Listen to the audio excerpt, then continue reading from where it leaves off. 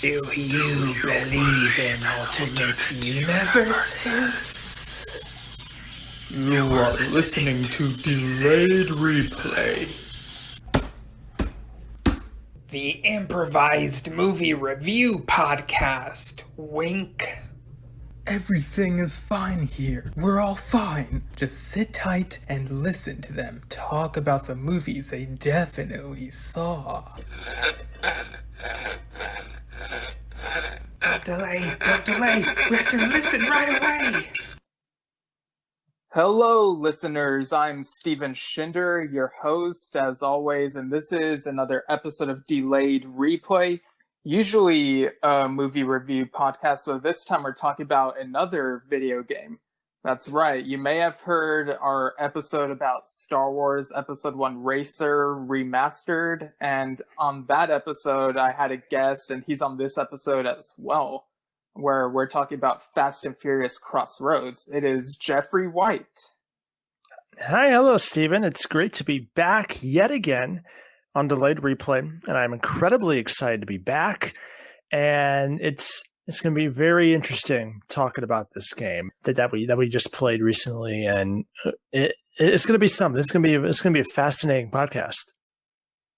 Yeah, for sure. This came out in May, but we're just now talking about it since it might as well, because I'm kind of getting ahead of myself, but the next episode after this will be the F9 episode, so this will be a nice little Also F9 the movie? Yeah, because this game takes place between Fate of the Furious, a great title because F8, and F9. So yeah, so it's a nice little segue type of thing. Dude, I have a suggestion just in general for the Fast and the Furious franchise.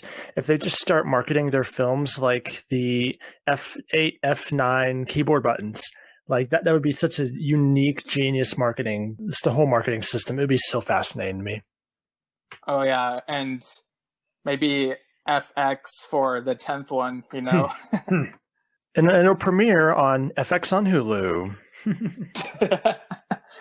Yeah, they'd have to work out some licensing stuff probably, but yeah. But before we get into that, I don't know if you knew this, but apparently today, as of when we're recording this, is National Video Game Day.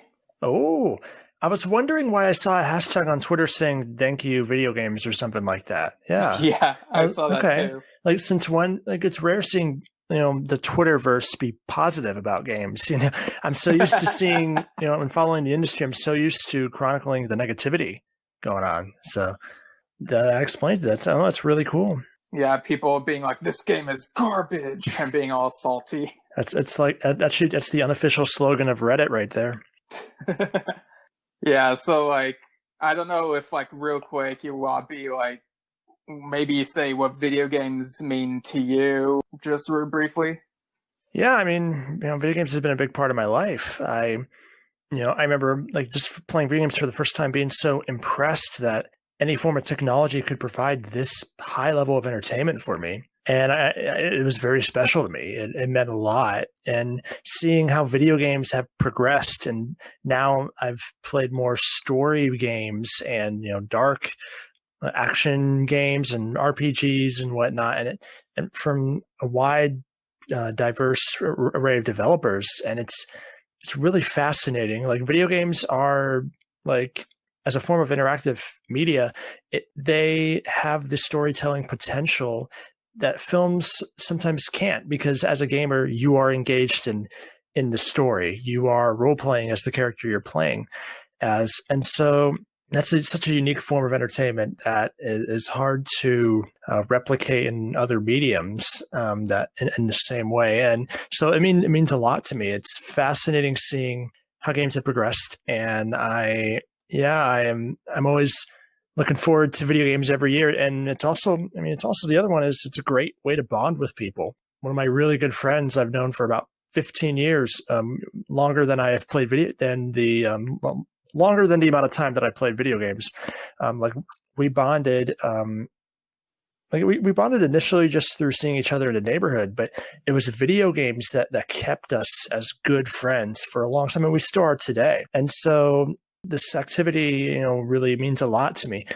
Despite the stigma that other people may have towards it and whatnot, despite what people think video games are, I think they're a great medium, and it's meant a lot to me over the years. Yeah, for sure. Like when I was like really little, I remember like the kind of basic games like Super Mario Kart and stuff like that. And like it wasn't really until the PlayStation 2 games like Sly Cooper and Ratchet and Clank that I realized there could be like story driven games. And now we're at a point where there are there are games with lots of side quests, or like where choices affect the results, like in some of the Telltale games. And it's just amazing how it's evolved over the years. Yeah, and although I am kind of ashamed to say this, Stephen, Fast and Furious Crossroads, I don't think it's a big step up for the industry. I think it's a regression of of where video games are going in 2020, man. Yeah, I mean, with movie tie-in games, like you never know what you're getting, right? Sometimes it can be pretty iffy. Like, kind of feels like they're just cranking it out. They're just doing it as part of the marketing push for the movie, Yeah, I mean, like at the very end of this game, you even get like a little trailer for F9. So like that's just marketing for the heck of it. Is it? Oh, so it's a legit trailer? I wasn't sure if that was legit. I thought that was like an in-game cutscene or something. Yeah, like, it was... you know how they use full motion video? They used to use this in video games in the 90s. I thought that was just an example of that. Yeah, it kind of looks like a low budget scene, which is why some people thought it was a cutscene, but I guess it might be like my apologies, lesser quality trailer or something. I will say this: I want to say my overall impression, if that's okay, Stephen. They have that phrase "swimming in sevens," where like a game is mediocre, but there's still a charm to it. I'm not feeling that charm. It's worse than a 7 for me. Like that's like a 6, 5. Like it looked bad when they premiered it at the Game Awards last year. Everybody was hating on it, and when it released a couple months ago, it got hate for like one day, and then everyone just like moved on because they realized it was movie tie-in trash. And so it's had a pretty bad rap in the video game industry. And so hate of the Furious. No. Oh, that's what they should have called. Hate of the Furious. Yeah, that's what they should have called it, man. I'm sure there's probably some reviewer of either this game or the previous movie where they just called it Hate of the Furious just because they couldn't resist the pun. And I don't know. I don't read all the reviews in the world, so like I'm just speculating that. But that'd be cool if some reviewer or critic did that. Yeah. I mean, even the original title of that 8th movie, Fate of the Furious, I just love that title because of how dumb it is, like as like a play on words or numbers, I guess. Yeah. What would be like some examples of other games that are like swimming in sevens, like off the top of your head? Like Batman Arkham Origins comes to mind. It's not a groundbreaking game. It doesn't create like gameplay, there's some glitches and stuff, but there's charm to it. There's a good story in it. And even though the gameplay is a rehashing of the previous game, Arkham City, it is a nice way to represent Batman. And it's still a fun game to play despite its flaws. And like of other examples, I'd say, gosh, I'm thinking all over the place, like Shenmue 3. And that they just there was a Kickstarter game and it just released the previous year, and like that's a passion project. Like even though the game's not the most flawless game, it might not look modern, but Shenmue 3 has this charm to its story, to its characters. Like you could tell they put a lot of effort into this game. And it's not just effort for effort's sake. It's efforts for the love of the entertainment medium.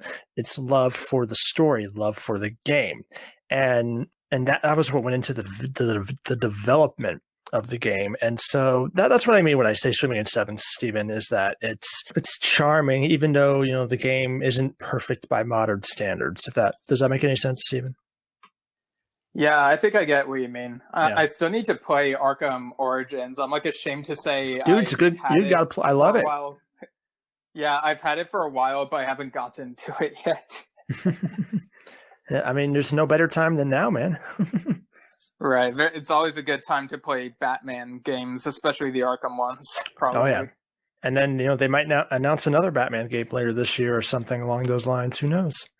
Yeah, I guess we'll just have to see. But yeah, so in this game, it has a little bit of a story to it. Like, we get returning movie characters like Dom, Letty, and Roman. So just real quick, Dom is approached by Mr. Nobody. For those who've seen the movies, they might remember he's like this government agent, and he shows him this file about a criminal organization boss called War Snake. And so they have to like take down this crime syndicate, and they team up with this new crew. There's Vienna, who is like an old friend of Tej from the movies, and she has a best friend named Cam, and also a boyfriend named Sebastian, who has this car shop in Barcelona, and that's like where the criminal organization is. So those are the heroes. As for the villains, we have Ormstrad, who is like this businessman philanthropist, became a killer in the late 60s, apparently. And there's Salom Hassan, who has like a long history with militia and is an assassin. And there's Kai, who controls a Tadakul empire, which runs Barcelona, and he's also a merciless killer. So yeah, we get little details here and there on the characters, but I kind of feel like they gloss over these details in the game itself. I know, because it's just all, you have to realize, the bad games, Steven, it's they just add story stuff to support the gameplay. Wait, actually, a lot of good games do that too. But no, what I mean is that, with the story, the goal of it is, like, why do we care?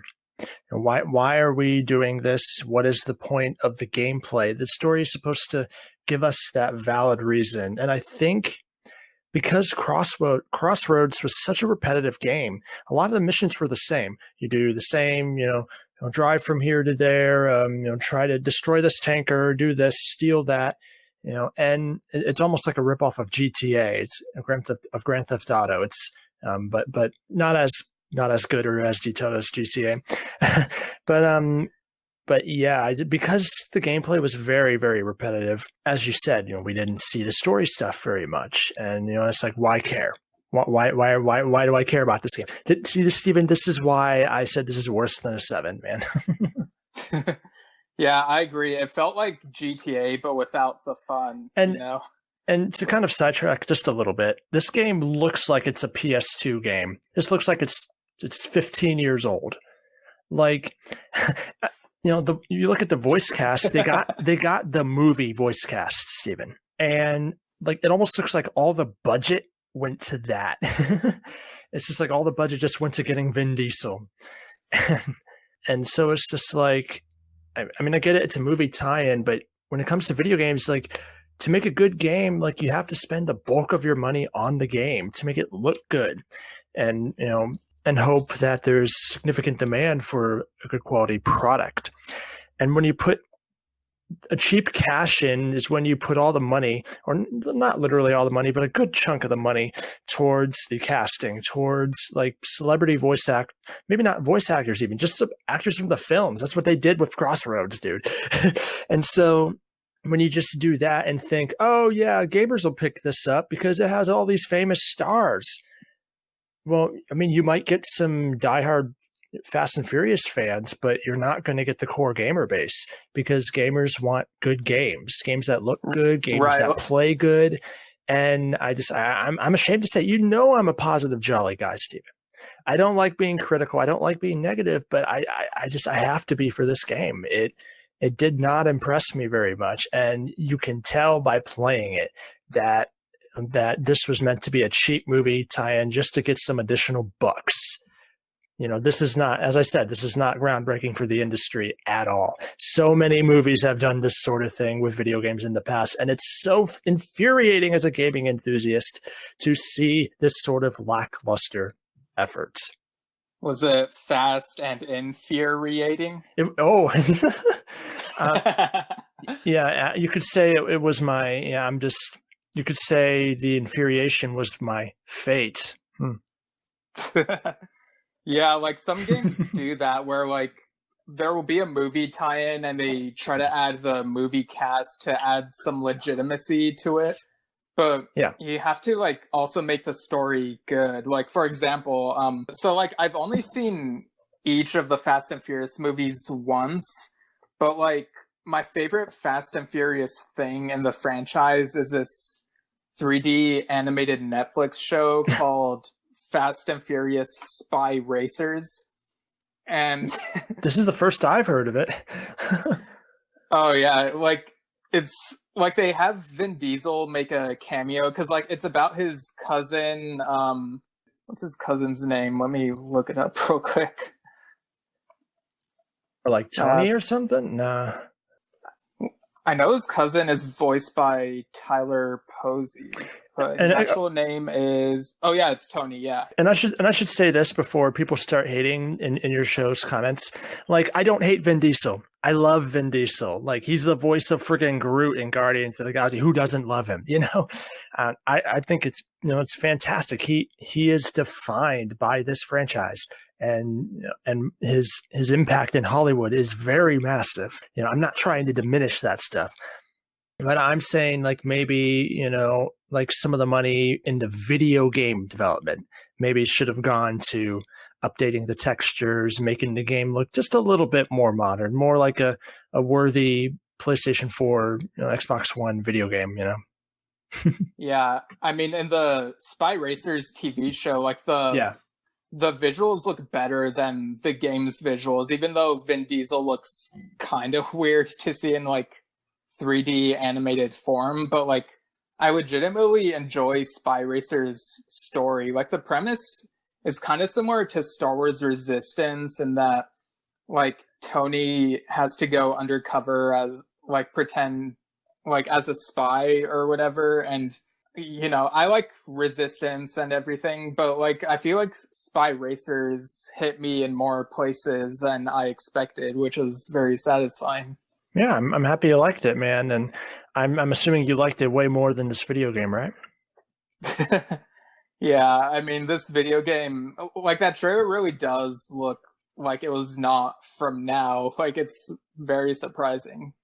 There were some locations I thought were kind of cool, like okay, so like we have Barcelona, New Orleans, Athens, and Morocco, and like I thought it looked kind of cool. Like there's this one course that has like this giant saw blade. I thought that was kind of imaginative. And there's also like this desert looking place where like a rock slide happens. But like during that particular level, I couldn't help but think of like Tatooine and Star Wars Racer, That was something I actually played Racer a little bit more in the past week. Since we recorded, the previous podcast talking about that game. And yeah, I was quite stricken by the similarities. Like maybe not overt similarities. Racer, they did update the visuals and whatnot, so it looks pretty good compared to Crossroads. But yeah, there's some comparisons there, especially with the speed and, the driving game. I mean, these are like some tropes that are common in every racing game, with the type of gameplay, the third person camera on over the shoulder for the car that you're driving. But I think what's different is that Crossroads, like the missions style is different. You're not just racing. You're also doing like a train heist, or you're getting gadgets and you're taking down tankers and the other antagonists and villains in the story. So I mean, I guess there's some comparisons in the racing element, but yeah, it definitely has that furious feeling. I guess in the world of music we would call it furioso. That was a very bad joke, Steven. Okay, I'll take your word for it. All the musicians are just cringing right now. Furioso, yeah. Ha, ha, ha. It's a tempo marking in music. Okay, yeah, I was thinking of Italian Furioso for furious. Okay, I was thinking of the character from Mad Max Fury Road. Oh, that's a better comparison, actually, with Mad Max. Absolutely. Better than Racer. You mean Crossroads? Yeah, better comparing Crossroads to Mad Max rather than Racer. Oh, I see. That's what I meant, yeah. Yeah, this is kind of a tangent, but Fury Road is kind of a weird movie for me in that, like, it's my favorite Mad Max movie by, like, a lot, but it's also, like, it's not a movie I would rewatch that often, because I feel like they go one direction and then come back the same direction all in one movie, and there's just something about that is, like, I don't know how to describe it. It's just weird, you know? Yeah, But yeah, you mentioned the train heist. I vaguely remember doing like some train heist in a different video game. I can't remember if it was Red Dead Redemption or what. There was that in Red Dead Redemption 2. Yes. There was like a little train heist thing. Yes. Okay, I've only played the first one, so yeah, the second game has a heist where you're like, I believe you're, or it could have been the first game. I get these two mixed up sometimes. I apologize. But there is a train heist where you are like shooting at the bad guys while you're on the ground and while they're on a running train. It's very fascinating. I think the Uncharted video game series does something very similar too, especially in, I think, Uncharted 2. It's just like this boss that just won't die. Like, no matter how many times you shoot him, he won't die. You have to like punch him and go at him melee, and it's so aggravating to me. Okay, yeah, I really need to play Red Dead Redemption 2 at some point. Yeah. That's another one. Good game. Looks amazing. Yeah. Looks 10 times better than Fast and Furious Crossroads. I just have to put it in. I mean, you're not wrong. Like, they actually look like they put a lot of work into Red Dead Redemption 2. I thought you were going to say they actually put a lot of work into Crossroads. Let me tell you something, Steven. I know that's not what you said, but the only thing they put effort into is getting the movie cast. Although I'm getting very close to repeating the point I said earlier. So I'll just leave it at that. All right, fair enough. Speaking of the movie cast, so, like, Roman goes undercover with a crime syndicate, and like you said, it gets really repetitive. It's like after some of the missions, there's that moment of like the crime syndicate suspecting that something is up, and eventually they figure it out, and it's like they all go up against each other, and it turns out that Sebastian is working for the syndicate, which it feels like they were playing that as a twist, but I don't know if it felt earned, really. Yeah, there wasn't enough build-up. It felt very sudden, like they were just doing it for the trope's sake, without putting proper character development, and proper relationships. Because again, like I said at the top of the show, like, you know, it's like, why do we care? You know, the story is just like, if you just do something for the heck of it, you know, nobody's going to care. You know, nobody's going to be emotionally attached. You know, and that's one of the underlying issues of this game, is just that the story is just not that good. They haphazardly took tropes from some of the films and tried to plug them together and whatnot. I wonder if they were harmed by having to be the plug story-wise between F8 and F9. I wonder if that might have had something to do with it. Maybe they were limited by the story directions that they could have taken, but I don't know. But definitely underwhelming, I'd say.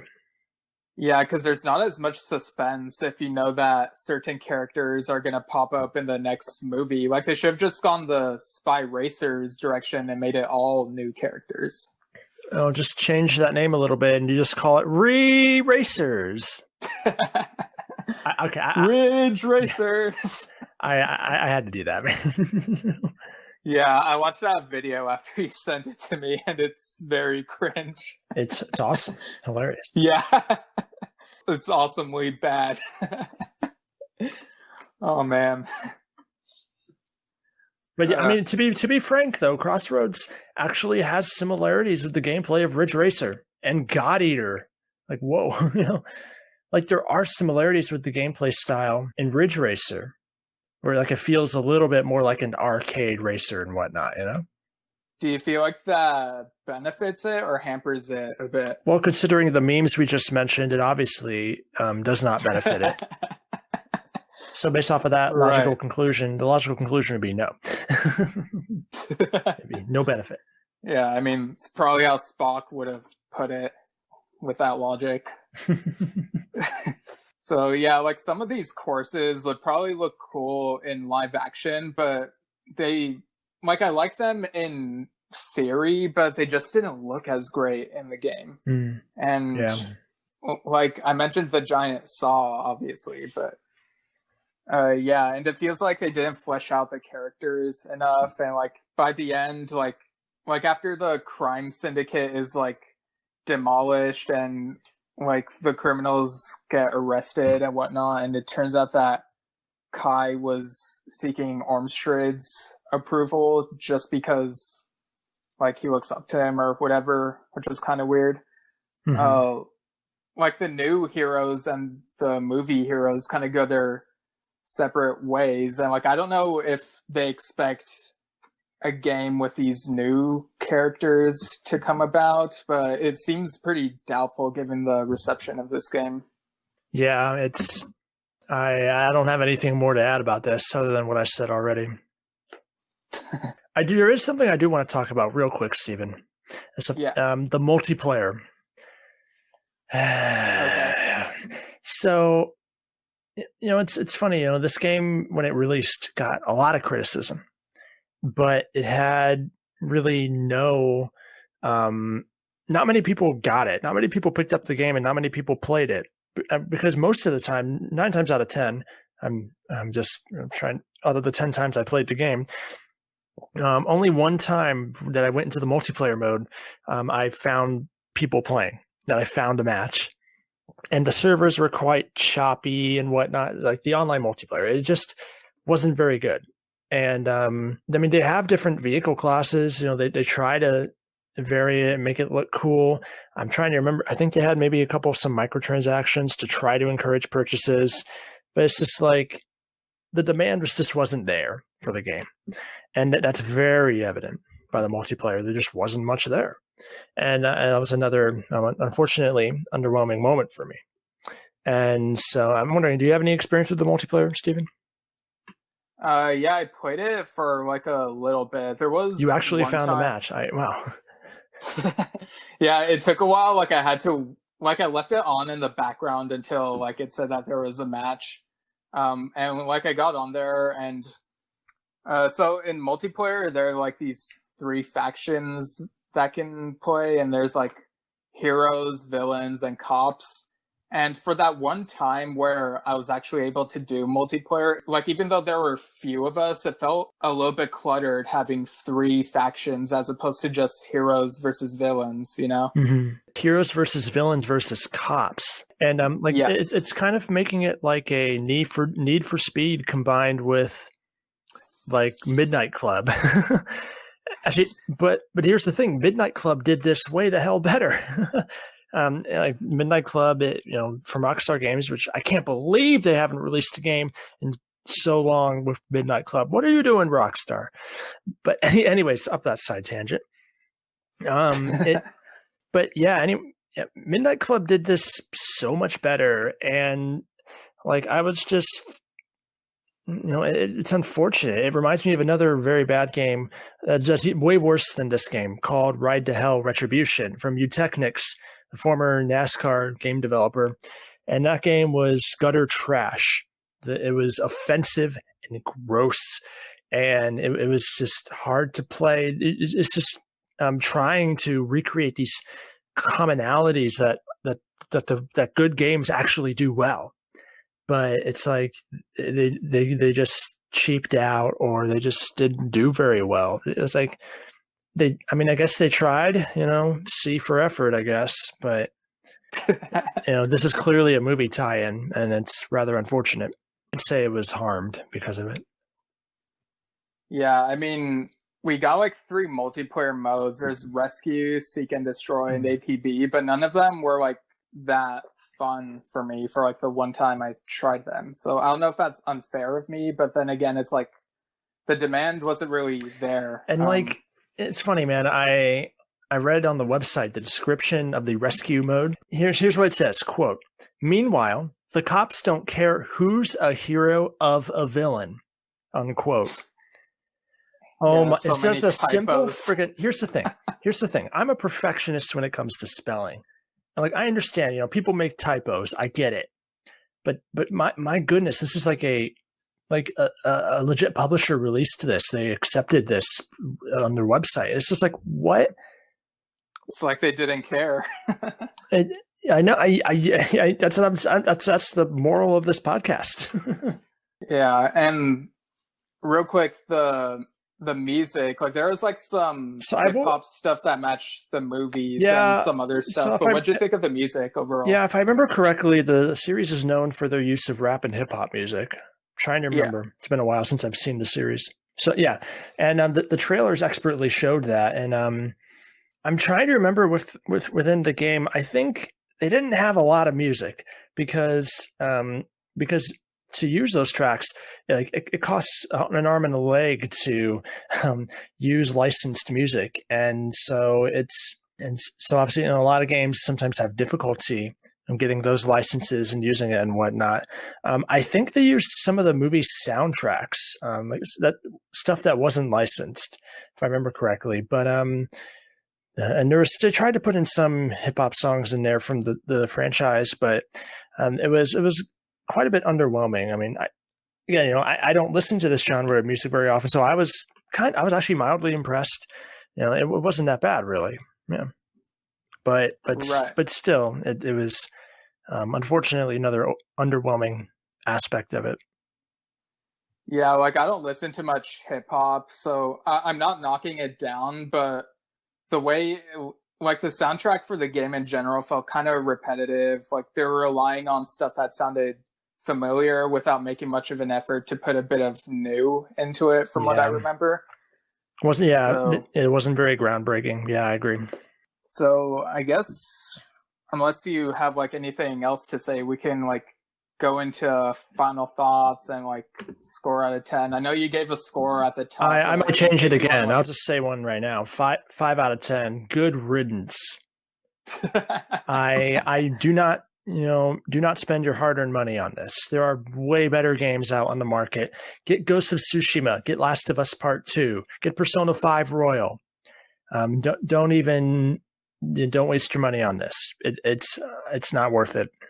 Yeah, instead of playing this, go watch that YouTube video where someone explains what it's like to play a second-person video game in Driver San Francisco or whatever it was called. So yeah, 5 out of 10 from me. Hey, Steven, 2 5s. That deserves a high five, right? Yeah, it's also virtual high five. Oh yeah. So yeah, it's a 5 out of 10 for me too. So like we've said, and I'm sure people are tired of hearing, it was very underwhelming. It didn't feel too different from other racing games, and like the graphics were they just needed to like put more thought into all this and in the story, because like I'm mostly driven by story-driven games. Driven.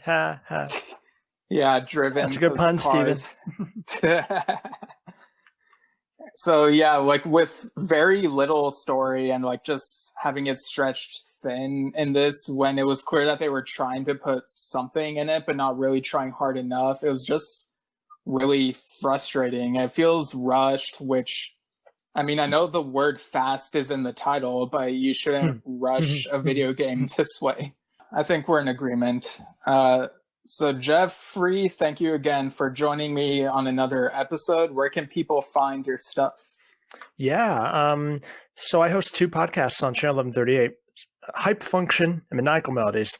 I just did an episode of Hype Function featuring Star Raptor, also known as Chris Abbott, and Ben Hart, the Star Wars guy. We had an awesome discussion about Star Wars, talked about a lot of cool stuff, and we speculated a what-if scenario. What if Star Wars The Rise of Skywalker delayed for months and months and months? And how would we react? We went into that and so much more on that episode. So check out channel1138.com/hype function and check that out. I'm doing another interview very soon for that show. So I'm very hyped for that. And also check out my weekly music discussion podcast called Maniacal Melodies, which airs every Sunday night, 10 p.m. Eastern, 7 p.m. Pacific, live on channel 1138. We're also airing on their Twitch channel, twitch.tv/channel1138, and the Channel 1138 YouTube channel. And a lot of cool stuff there, talking about cool music stuff with my co-host Anthony Perkins. It's a fun show. Talk about marching band and wind band and clarinet and all that fun stuff and more. And in addition to that, you can follow me on Twitter at Hype Function. You can follow me on Instagram at JeffreyW08. That's JEFFERY. And my website is jeffreymusic.com. And then Maniacal Melodies has a Facebook and Twitter. Yay! And that's all the stuff I do. And I'm just happy to be podcasting. Love it, man. Thanks for having me on, Steven. Yeah, for sure. And it's great to have you on this episode. Yeah. And as for my plugs, I'm at Steven Schinder on Twitter and Instagram, Steven Schinder Storytelling on Facebook. You can also go to stevenschinder.com and find my fantasy horror comedy novel Lemons Like Rain on Amazon. And if you want to get in touch with the podcast, you can email delayedreplaypodcast@gmail.com. Share your thoughts on what we've talked about, or maybe what you'd like us to talk about. Did you enjoy Crossroads? You can admit it, and if you want, we'll read it. There may be some people, who email you, Steven, and you're just like, I actually kind of enjoyed the game. I like the game. Jeffrey's just being a little poopy head, and that's fine.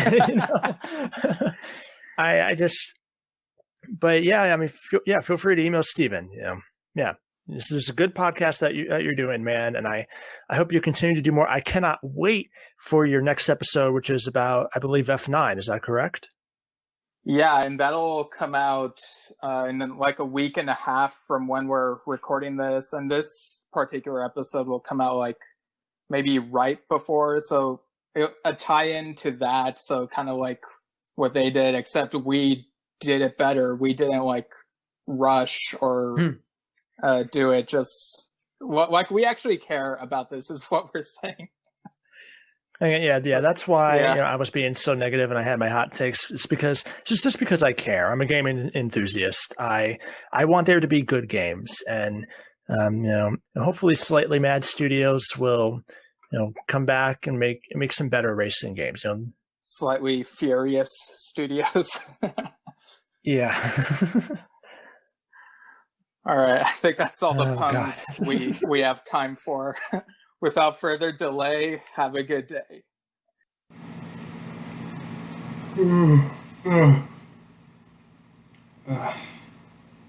Sorry to wake you, Elias. It's 3 a.m. Still having trouble sleeping.